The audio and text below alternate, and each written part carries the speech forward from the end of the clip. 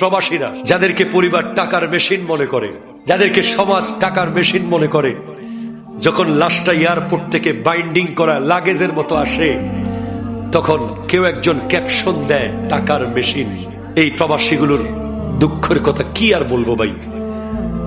না খেয়েও বলে খাইছি, অসুস্থ বলে সুস্থ আছি, 100 তলা বিল্ডিং এর উপরে দাঁড়িয়ে বলে আমি খুব ভালো জায়গায় এসিতে বসে আছি।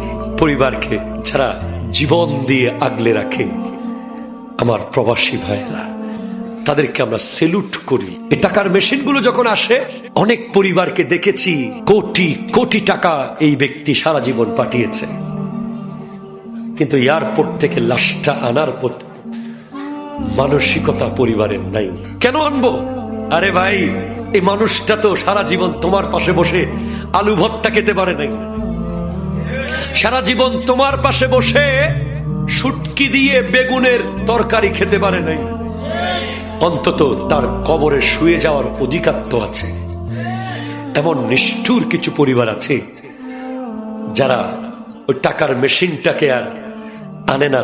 মেশিন থেকে টাকা যখন বের হয়েছিল তখন সেটা ঠিক ছিল, মেশিন যখন আর টাকা দিতে পারছে না, তাকে কবরে পর্যন্ত রাখে না।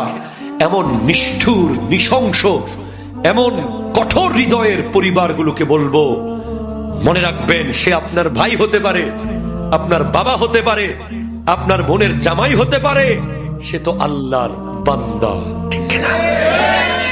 তার সাথে যে অমানবিকতা হয়, সেটার বিচার আল্লাহর কাঠগড়ায় হবেই হবে।